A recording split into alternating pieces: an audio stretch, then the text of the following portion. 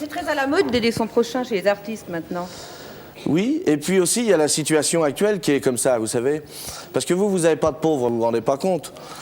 En Suisse, quand on reconnaît un type pauvre, c'est lui qui nettoie sa Mercedes. Sans ça, il trouve un mec pour le faire. Vous avez... Nous, on a vraiment une misère sociale, quoi. Alors peut-être, évidemment, vous vous rendez pas compte, mais chez nous, c'est important, c'est vachement important. Et c'est pas normal, en plus, que dans le pays de la bouffe, les gens en aient pas, quoi. Ça, c'est pas normal.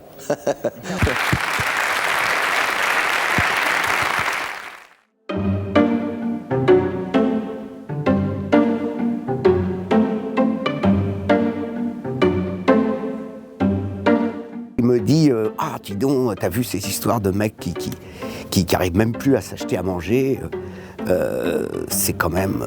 Enfin voilà, c'est assez horrible, je le sens vraiment touché.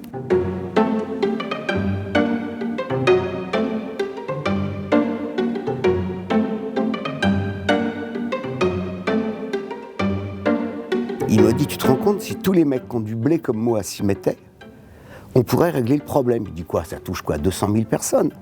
Il dit, regarde. Et lui, ce jour-là, il devait payer son tir provisionnel, qui, si ma mémoire est bonne, était de 3 millions de francs. Donc je crois que ça fait, je sais pas, 500 000 euros, un truc comme ça.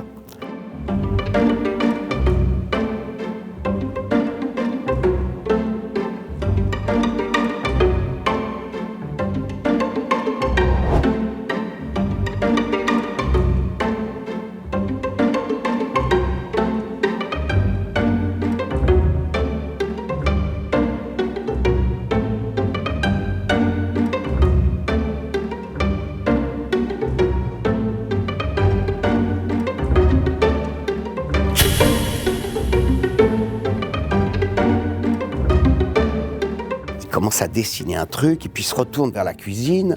Il appelle la cuisinière, Anita, à votre avis, ça coûte combien un repas qui soit bien quand même, mais bon, comme ça, qui serait pas cher? Elle dit à peu près 15 francs.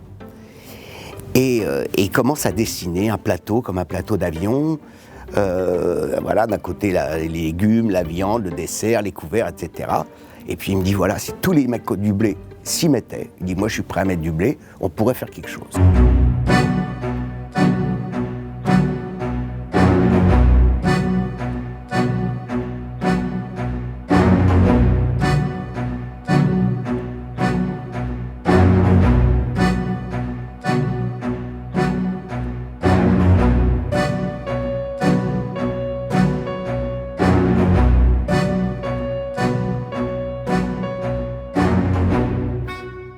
C'est un type qui revient d'une tournée, il revient de travailler, il n'a pas été chez lui pendant 3 mois.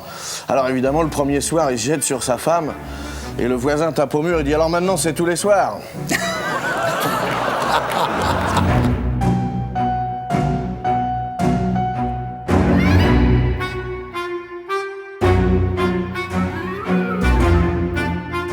J'ai une petite idée comme ça, si des fois il y a des marques qui m'entendent, je ferai un petit peu de publicité tous les jours. S'il y a des gens qui sont intéressés par sponsorer une cantine gratuite, qu'on pourrait commencer par faire à Paris par exemple, puis qu'on étalerait après dans les grandes villes de France, nous on est prêts à aider une entreprise comme ça, qui ferait un resto par exemple, qui aurait comme ambition au départ de faire 2000, 3000 couverts par jour, gratuitement. Il m'a dit, si tu veux faire du bien, finalement, il faut baiser tout le monde. Alors il me dit ça à l'occasion du fait d'avoir lancé l'idée des Restos du Cœur sur l'antenne d'Europe 1, sans avoir prévenu la direction, parce qu'il a dit, si on prévient la direction, on n'y arrivera pas.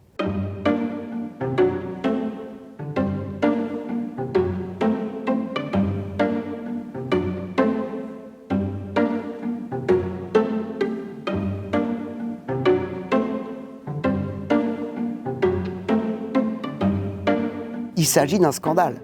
Il y a des millions de tonnes d'excellents alimentaires dans les frigos de la communauté européenne, et en France, il y a des gens qui ne bouffent pas à leur faim. Tout d'un coup, c'est l'idée en elle-même, le paradoxe est posé sur la table. Et les gens vont tout de suite, j'ai envie de dire, se l'approprier.